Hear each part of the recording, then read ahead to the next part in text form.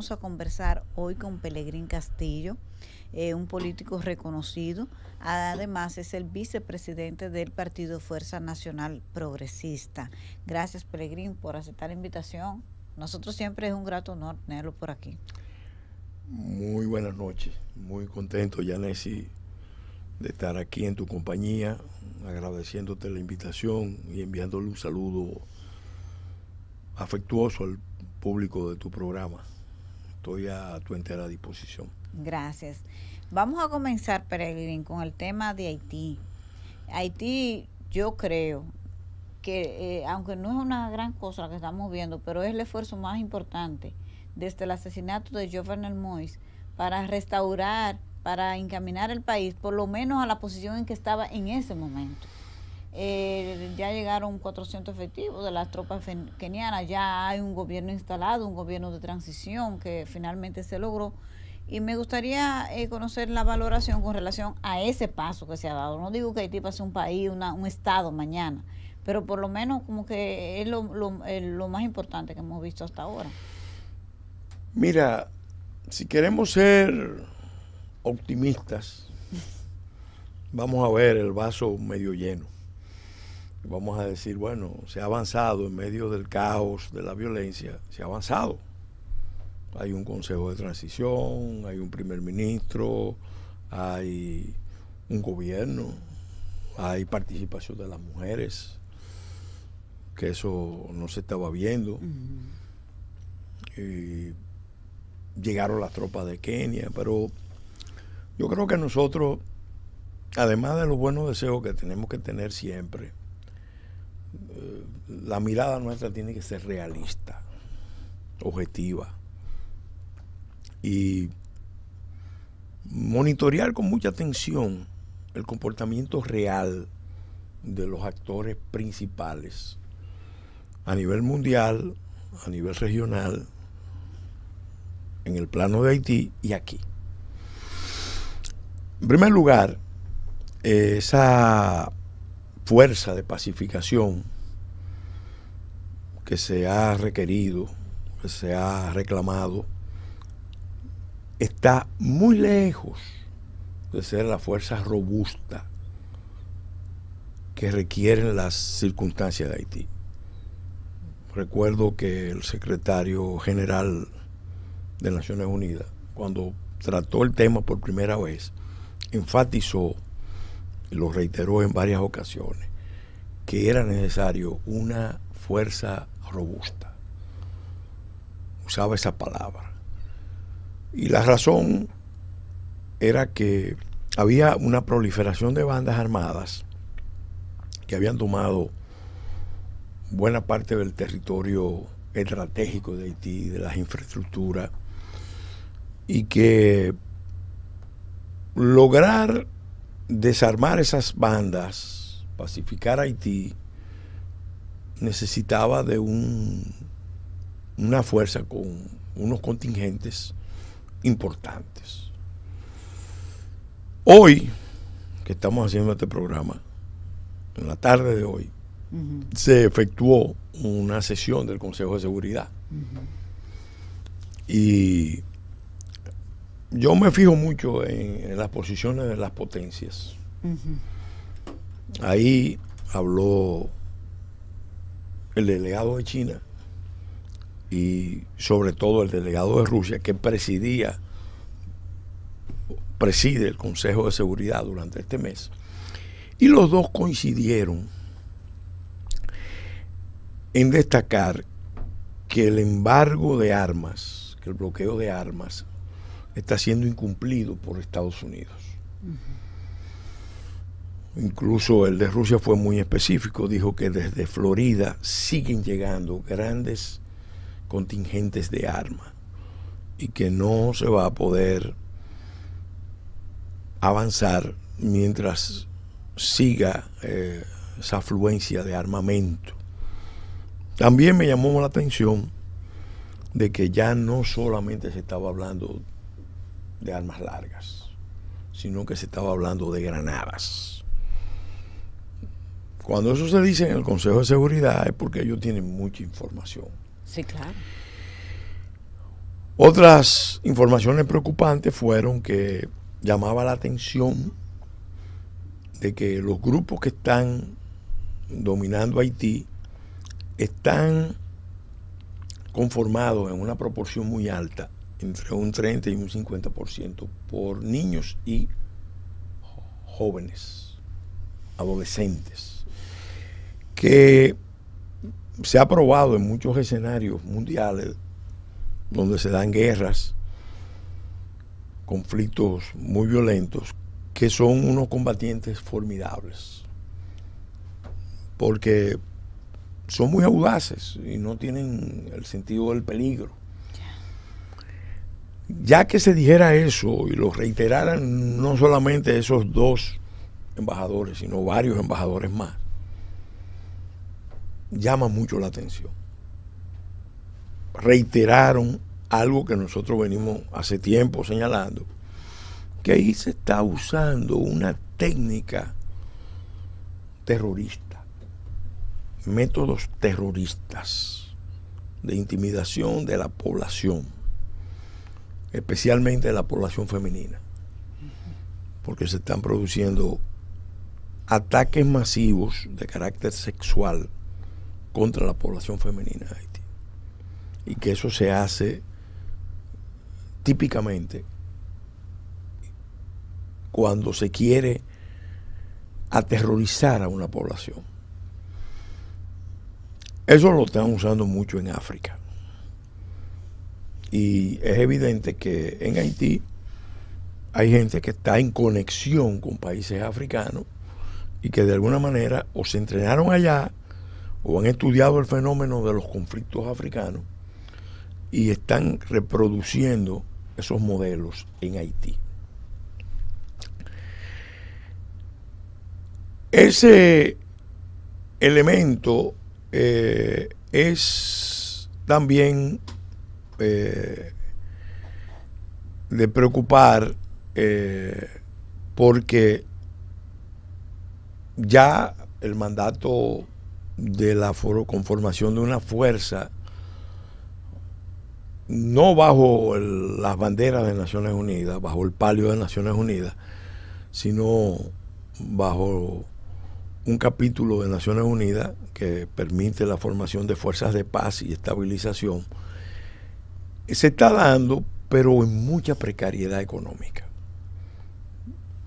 Fíjate que Estados Unidos acaba de volver a firmar un acuerdo con Ucrania para entregarle 2.300 millones de dólares, pero hoy varios de los participantes hicieron el reclamo de que en Haití para toda la misión se ha ofrecido 600 millones y apenas han llegado 150. Entonces, ¿qué significa eso? Eso manda una mala señal a todos los otros países que dijeron que iban a participar, porque la Kenia del presidente Ruto ahora mismo está en una situación interna muy delicada. Sí. Incluso hay un movimiento que apunta a su desplazamiento del poder, pero esa Kenia ofreció 2.000 efectivos inicialmente, los rebajó a 1.000, manda 400 como avanzada, pero está esperando que lleguen los otros, que no terminan de llegar. De hecho, el escenario que hay ahora es muy delicado, particularmente para el presidente Ruto, porque bien pudiera pasar que si es como uno está percibiendo que las potencias están peleando en África y también aquí y en otras partes del mundo, del globo terráqueo, no nos puede sorprender.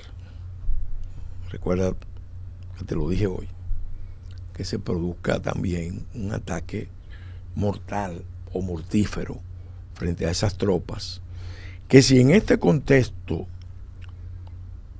producen daños importantes, probablemente termine provocando el retiro de las tropas de Kenia.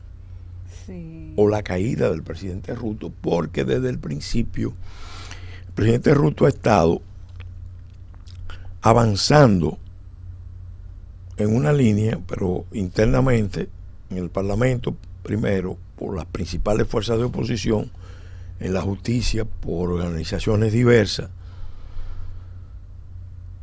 ha habido oposición. Incluso a nivel regional nuestro ha habido oposición.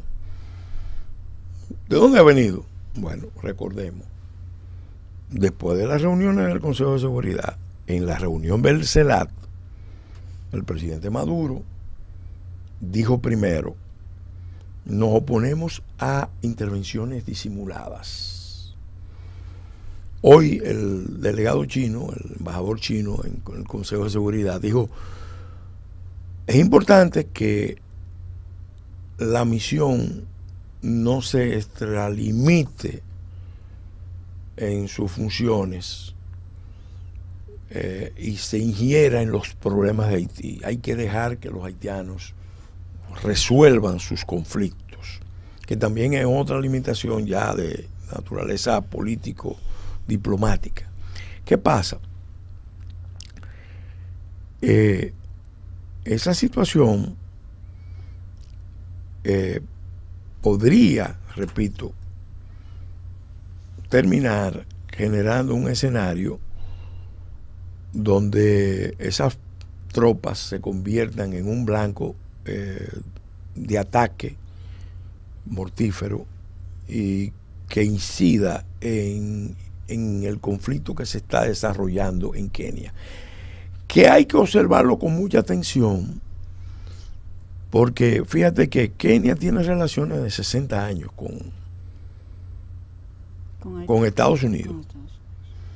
Kenia pertenece a la región de África Oriental, está en la proximidad del Cuerno de África, y es muy importante porque precisamente en el Cuerno de África, en el paso de Bab al-Mandeb, se está desarrollando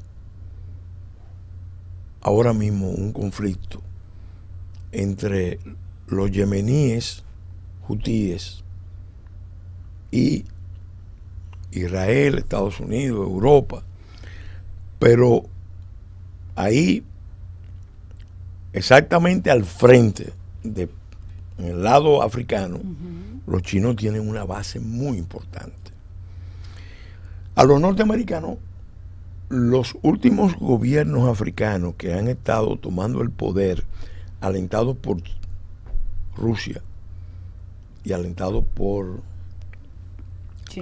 China, le están pidiendo que abandonen las bases militares en esos países, y los norteamericanos han ido a buscar el apoyo de Kenia, que es un aliado tradicional.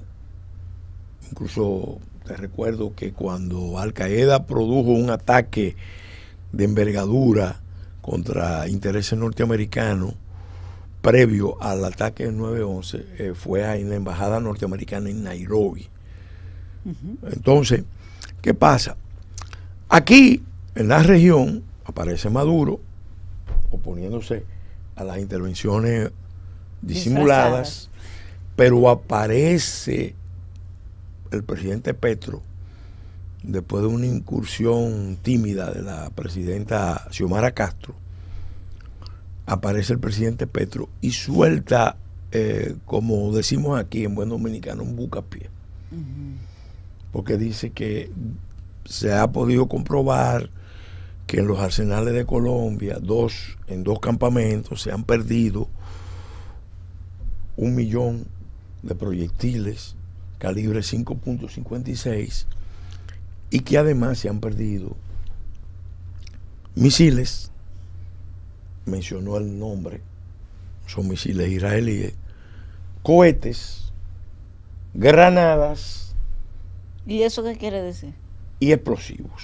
Ese bucapié. Y peor, el presidente de Colombia el enfant terrible de Gustavo Petro como el que no quiere, como el que está diciendo cualquier cosa sin medir las consecuencias, dice, y es muy probable que una parte importante de esos arsenales, de esas armas perdidas, explosivos perdidos, estén en Haití.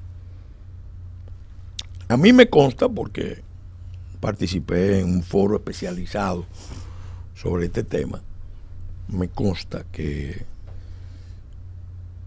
en el liderazgo haitiano del Consejo Presidencial, ellos están conscientes de que no solamente están llegando armas desde Miami, están llegando armas desde Colombia, están llegando armas desde Venezuela y están llegando armas desde Jamaica.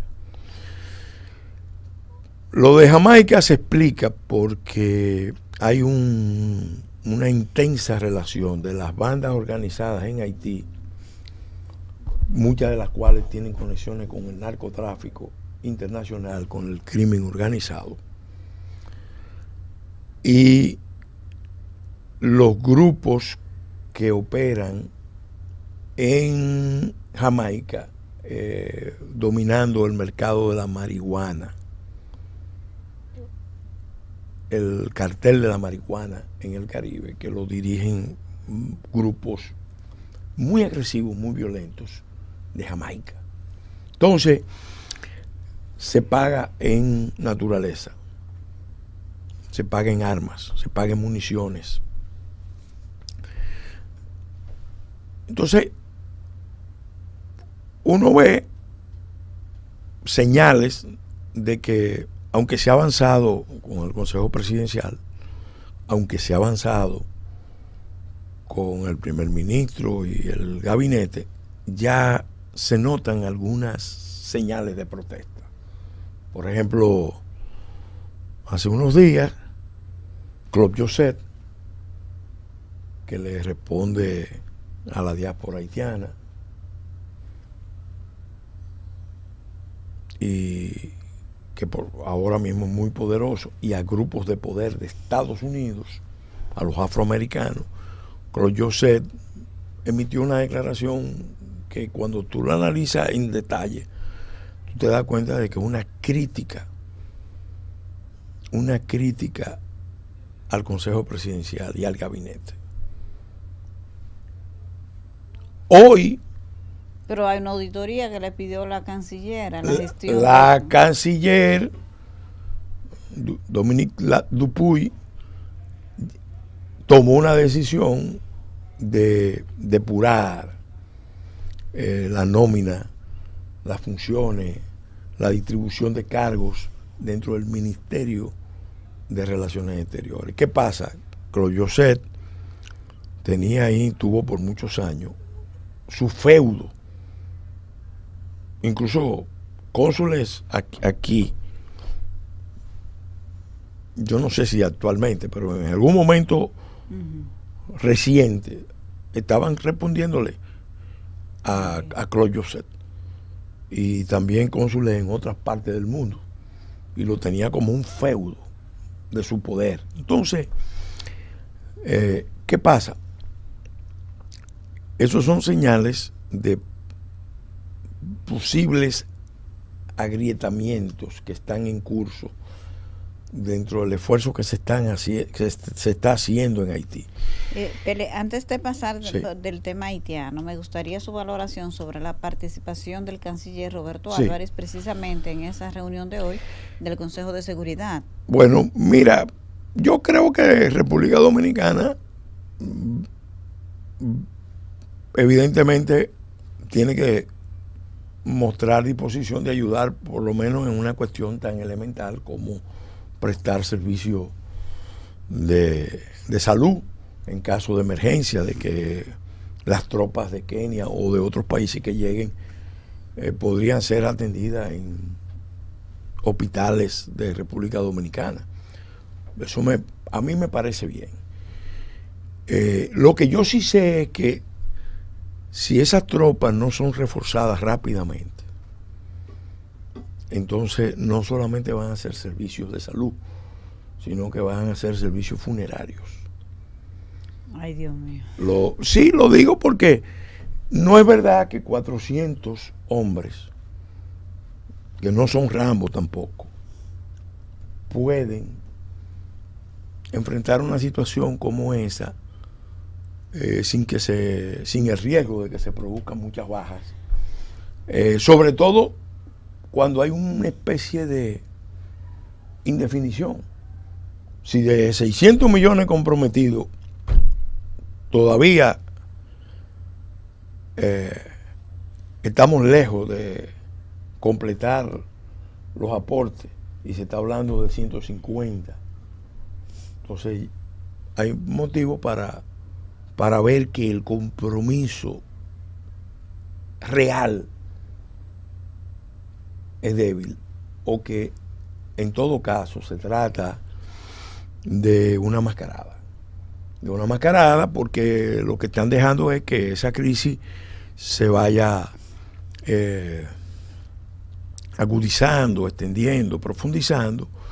Yo siempre he dicho que, y ahí recibí, vamos a decir, un buen espaldarazo en mi planteamiento cuando el senador Marco Rubio, de manera muy responsable, el pueblo dominicano tiene que agradecerle a los legisladores cubanos americanos haber asumido posiciones de defensa de la República Dominicana. Y ese senador importantísimo, senador republicano, nos dio la alerta, nos dijo: hay grupos radicales en la política norteamericana, grupos de izquierda, fue el término que empleó, que quieren provocar una crisis mayor que produzca un traslado masivo de 3 millones, le puso número, de haitianos hacia República Dominicana. Y eso proveniente de un importante miembro del Comité de Inteligencia y del Comité de Relaciones Exteriores de la Cámara Alta de Estados Unidos, es mucho con demasiado. Y aquí hay que sacar todas las consecuencias de esa advertencia del senador Rubio. Ya cuando habíamos estado en Washington, hablando con los legisladores, hablamos con varios en la comisión que el presidente designó, notamos también que había un interés de algunos de advertirnos de que en el Departamento de Estado hay una visión ideológica racialista que está muy prejuiciada contra la República Dominicana. Y lo que se está haciendo en República Dominicana, ¿a usted le satisface? ¿Vamos bien? Se sabe que tenemos que reforzar todas las medidas posibles para proteger la integridad y la nación en sentido general. Pero ¿se siente satisfecho con la respuesta que hemos tenido? Yo le he dicho al gobierno, al presidente, al partido de gobierno, también se lo he dicho a las fuerzas de oposición: esta crisis, por su naturaleza, por su complejidad, por sus antecedentes, en el contexto en que se está desarrollando, probablemente represente el peligro mayor de República Dominicana en toda su historia. El peligro mayor sobre República Dominicana en toda su historia. Y por tanto, entiendo, reclamo que todos los actores en gobierno y en oposición tienen que estar en disposición de cerrar fila con la nación, porque esta es una lucha nacional, una lucha patriótica, una lucha donde tenemos que demostrar que somos una nación con derechos inalienables, que vamos a defenderlos en cualquier terreno. ¿Qué pasa? El presidente Abinader fue a Naciones Unidas, a ese Consejo de Seguridad, la última vez, la primera vez que un presidente dominicano que yo tenga memoria, va al Consejo de Seguridad y pronuncia un discurso memorable, célebre, porque les dijo en forma dramática: o la comunidad internacional asume su responsabilidad de frente a Haití, o los dominicanos vamos a defender unidos nuestro país, nuestros derechos. ¿Qué pasa?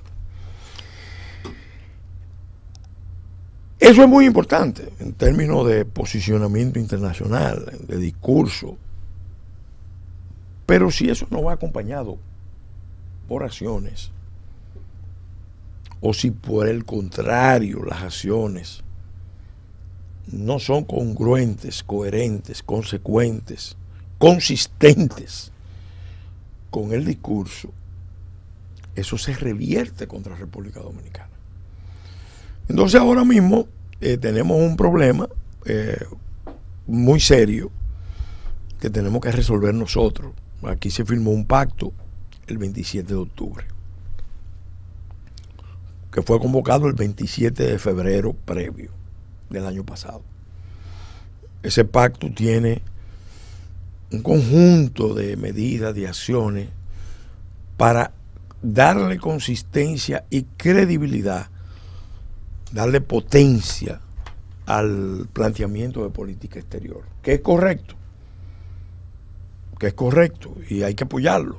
Nosotros lo hemos apoyado y reclamamos que todos los dominicanos lo apoyen, pero al mismo tiempo, por eso mismo, nos sentimos con la autoridad, nos sentimos con la fuerza de reclamar que ese planteamiento tan justo, tan verdadero, tan razonable, sea realmente reforzado por acciones. Entonces, ¿qué está pasando? Bueno, hay una situación que está poniendo en ascuas a la población dominicana. Es verdad que la crisis haitiana se ha agudizado y que es natural que haya una presión mayor hacia República Dominicana. Pero mientras más ambigüedad, vacilación, debilidad, obsecuencia, complicidad, se puede usar el calificativo que se quiera, se perciba en actores de autoridad, en planos de autoridad del Estado, eso ejerce un efecto llamada. Ejemplo, nosotros en la Fuerza Nacional Progresista le llevamos al ministro de Educación una instancia, porque hemos sido informados de que el número de personas inscritas en las escuelas públicas se ha disparado y que eso está generando fricciones, conflictos con dominicanos, que cada día se le dificulta más el acceso a la escuela. Ese recurso a nosotros, esa instancia, explicándole por qué nos podían hacer lo que están haciendo, que no es de ahora, porque para ser justo, esto empezó en el gobierno del presidente Hipólito Mejía, bajo la vicepresidenta de entonces, la doctora Milagro Ortiz Bosch, que era a la vez ministra de Educación, secretaria de Educación. Ella fue la que inauguró eso, y después los otros gobiernos de alguna manera estuvieron siguiendo esa política. Pero desde el 2017, 2019, 2021, a medida que va creciendo la crisis haitiana, están llegando hacia acá una cantidad realmente muy grande de niños haitianos sin documentos, y desde cualquier punto de vista es inaceptable que lo inscriban en las escuelas públicas sin documentación. Sí. Eso, de hecho, alguna gente dice que, manipulando los datos, de que hay una obligación, porque los acuerdos internacionales... No es así, ¿no? No, no es así. En derecho internacional, por lo menos lo que yo he podido estudiar hasta ahora, y me he puesto a estudiar el tema, los estados tienen una obligación de respetar un núcleo básico de derechos fundamentales. Pero dentro de esa lista de derechos fundamentales no está ni la salud ni la educación, salvo en el caso de salud de un riesgo de muerte. Sí, de fuerza mayor. Pero no hay obligación internacional de hacer lo que se está haciendo. Eso se lo planteamos al ministro. Además, le explicamos que técnicamente... ¿Y cuál fue la respuesta del ministro a eso? Lo que ha pasado es que parece que el ministro mandó a consulta a las ONG que están detrás de esa política. ¿Cómo así? Explica. Resulta que hay un grupo de... El documento nuestro fue socializado con las ONG que son las que están empujando eso. Entonces nos dieron una respuesta que también fue replicada. El abogado de esas ONG es Eduardo Jorge Pla. Tenía que ser, para usar una expresión popular. Entonces, ahora el ministro de Educación tiene la obligación de tomar una decisión, o el Consejo Nacional de Educación. Ajá, bueno, pero el ministro no tiene una idea clara de todavía si va a aceptar o no. A nosotros no nos han dado la respuesta, pero sí se mandó una instancia muy bien motivada. Sí se le hizo una réplica formal al documento que elaboró en nombre de las ONGs Eduardo Jorge Prat. Y entonces nosotros decimos que además es una irracionalidad seguir con esa política, porque yo voy a lo más elemental. ¿Cómo puede ser que la inscripción de un niño sin documento en las escuelas genere un conjunto de derechos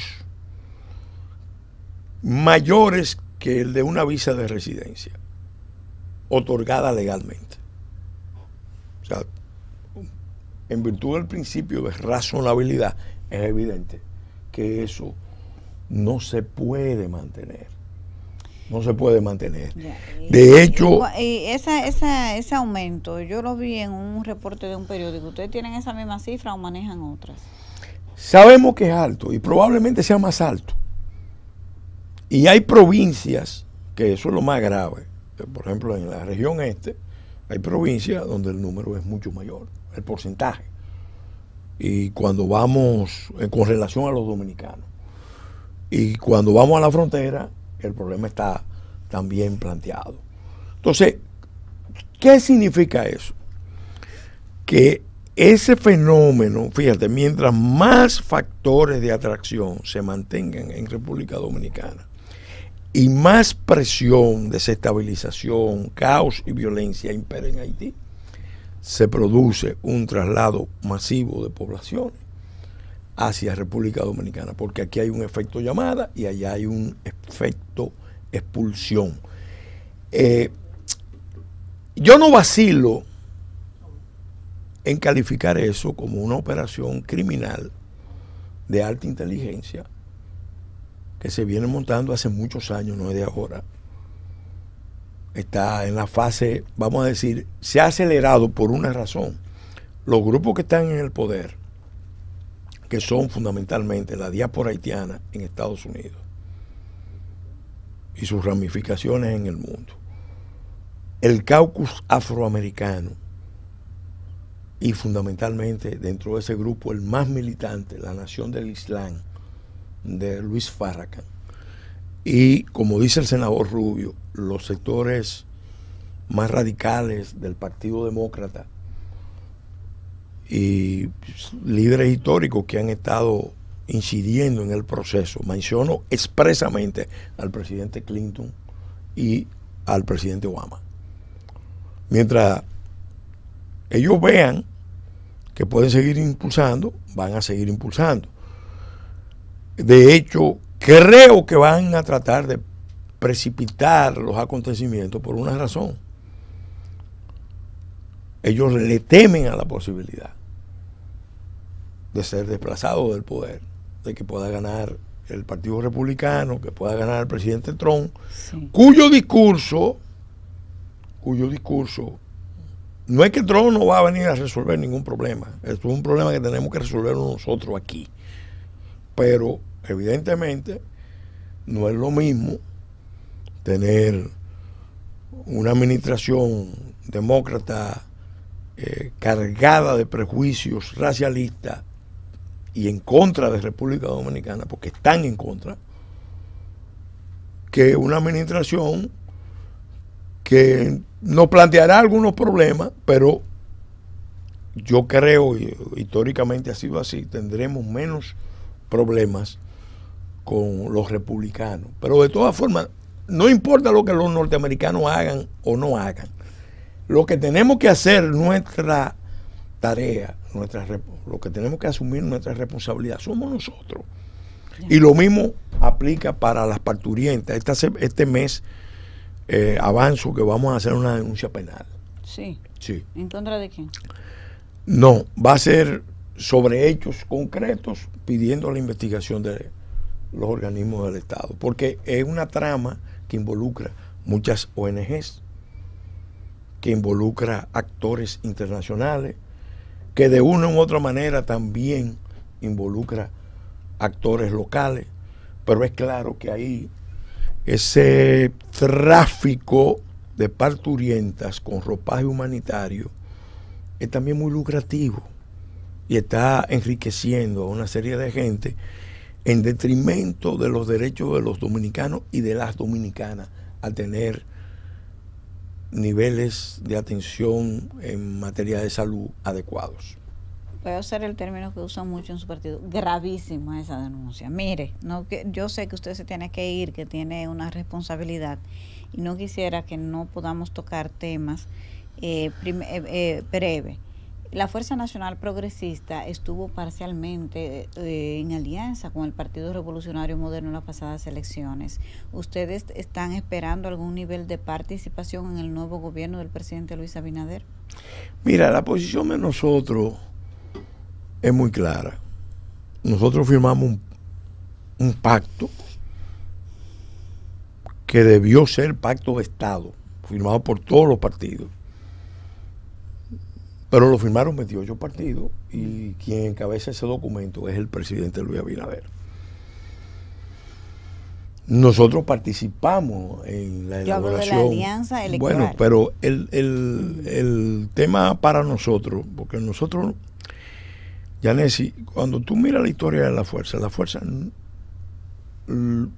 fundamentalmente ha sido un partido de agenda cuya prioridad ha estado centrada en defender una serie de intereses permanentes vitales de República Dominicana, más que en participación electoral o de cuotas de poder. De hecho, en el gobierno de Danilo Medina llegamos a tener la mayor cuota de responsabilidad y cuando entendimos... Independientemente de eso, sabemos la historia de ustedes como partido y como la familia Castillo básicamente, pero en este caso, ¿ustedes estarían en conversaciones, estarían en condiciones de participar en una parte, como parte del gobierno, mira, del segundo mandato del presidente? Mira, nosotros estamos en disposición de trabajar en la línea de lo que hemos pactado.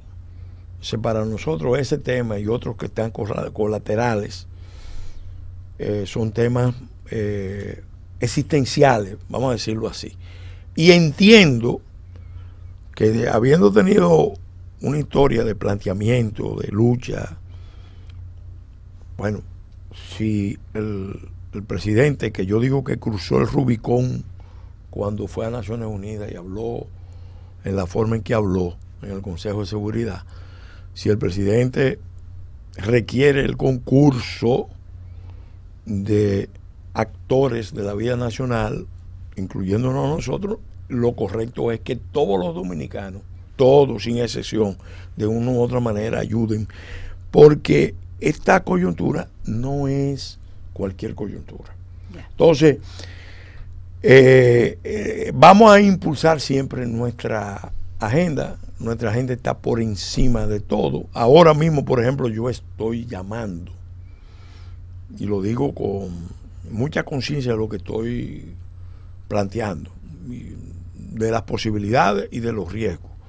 Estoy llamando a que los dominicanos en todo el país empiecen a constituir juntas patrióticas contra la ocupación. ¿Por qué? ¿Por qué hablamos de ocupación? Porque realmente se está produciendo, yo te diría, desde el 2017 que retiraron la MINUSTA, 2019 que se elaboró el plan de contingencia de flujo masivo de migrantes, y pudiéramos irnos un poco atrás, desde el 2015, cuando se pactó el acuerdo de inmunidades y privilegios, o el acuerdo de pre-checking que convierte a República Dominicana en país de refugio. Óyeme, pero eso está pendiente de fallo. De fallo. Entonces hay toda una serie de presiones sobre República Dominicana que no la pueden enfrentar un gobierno, un presidente. Entonces, dependerá de lo que va a ser la línea final del gobierno. El presidente ha dicho que quiere empujar la reforma constitucional. Esa era mi próxima pregunta. Ha planteado el tema de la reforma fiscal, pero mi opinión, y se lo he dicho a altos dirigentes del PRM, si hay una prioridad, que de hecho debió ponerse en movimiento hace mucho, es la ejecución del pacto del 27 de octubre del año pasado. En esa línea, si el gobierno avanza en esa dirección, entonces ya veremos cuál es el nivel de participación que nosotros podemos tener o no. Pero para nosotros eso es fundamental. Pelegrín, hay un planteamiento, porque no se conocen, no hay una propuesta formal sometida en ninguna instancia, ni siquiera en ningún organismo de discusión, como sería el Consejo Económico y Social, de una reforma constitucional. Hasta este momento, siempre que trato de abordar a alguien sobre este tema, mis preguntas van orientadas en 3 puntos. ¿Hay una necesidad de modificar la Constitución? La Asamblea Revisora es soberana y después que está reunida puede modificar cualquier cosa y está bien. Y lo tercero, ahora ha surgido un debate para mí nuevo, no sé si quizá para los juristas como usted sea viejo, y es que hay teóricos que dicen, como Trajano Vidal, que si la Constitución se toca, queda como reseteada, que automáticamente, aunque no se toque el artículo 124 de la Constitución, el presidente de la República se puede reelegir porque la Constitución es nueva y lo que pasó no pasó y aquí comenzamos a contar de cero. Vamos explíquenos su enfoque jurídico sobre esos temas y políticos. Yo puedo, vamos a decir, hablar reivindicando un título. Yo fui profesor de Derecho Público por muchos años y en esa calidad tuve la satisfacción, el honor de que el presidente Fernández me nombrara en la comisión de juristas. Fui el único diputado, miembro de la comisión de 13 juristas. Ya yo venía durante varios años trabajando en una subcomisión de reforma constitucional. Y cuando se conformó la comisión, bueno, con mucho gusto me integré y participé en el proceso de consulta, en el proceso de discusión de la elaboración del texto de reforma constitucional. Mi opinión es que esa constitución que se votó en el 10 tiene mandatos fundamentales que son los que deberían priorizarse ante todo. Voy a poner 2 ejemplos. 2 ejemplos simples. Uno está en el Pacto de Estado, el Pacto Nacional de Política de Estado. Esa Constitución dispone que se necesita una legislación especial para garantizar la propiedad, la titularidad de los dominicanos sobre las tierras fronterizas. Es una tarea pendiente. Debería ser prioridad. Otro aspecto fundamental, ahora que se está hablando de reforma fiscal y de reformas estructurales, el artículo 219 de la Constitución de la República tiene un párrafo que debería ser invocado como la base, la piedra a sillar de una reforma del capitalismo de República Dominicana. Porque nosotros tenemos un capitalismo con muchas deformaciones, altamente concentrado, estructuras rentistas, extractivas, monopólicas, oligopólicas, de colusiones. Y esa concentración no se va a poder mantener en el tiempo. Entonces, lo correcto sería que nosotros ampliáramos las bases del capitalismo y fuéramos hacia un capitalismo de amplia base, un capitalismo popular, donde todos los dominicanos, especialmente los que están en el exterior, tienen capacidad de inversión. La clase media también tiene mucha capacidad de inversión, o podría tener mucha capacidad de inversión si se le abren los espacios para invertir.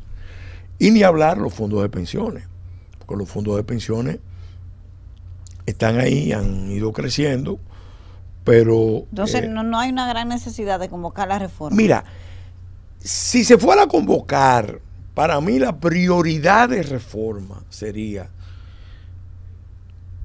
corregir un error de la reforma del 2010, o dos errores. Primer error que se cometió, que nosotros lo advertimos como Fuerza Nacional Progresista: no es posible poner elecciones municipales a 2 meses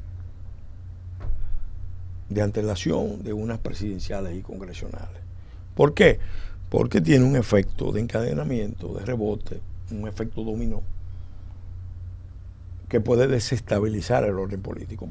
Muchas de las cosas que han pasado tienen que ver con esa decisión que se tomó en el 2010. Segunda modificación, pero esa no necesariamente tiene que ser constitucional, puede ser legal.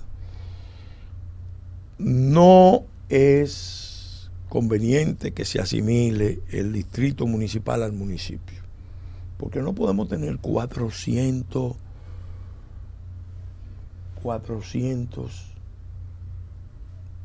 y más demarcaciones electorales, un país pequeño.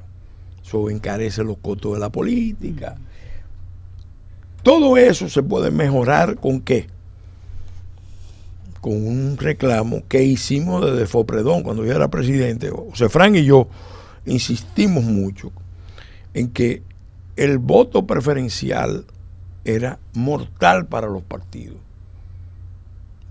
mortal para la verdadera política, pero no quisieron ninguno de los partidos mayores, ni lo quiso el PRM, ni lo quiso el PLD, ni lo quiso la Fuerza del Pueblo y otros partidos más que se sumaron a la idea del voto preferente. Y que conste que a mí en un tiempo en la circunscripción 1 me convenía cuando yo era candidato, pero ahora mismo es una de las causas mayores de descomposición del sistema político. La Constitución se resetea, como dice Trajano Vidal Potentini, y todo comienza de cero y el presidente puede volver a reelegirse. Explíquenos eso. No.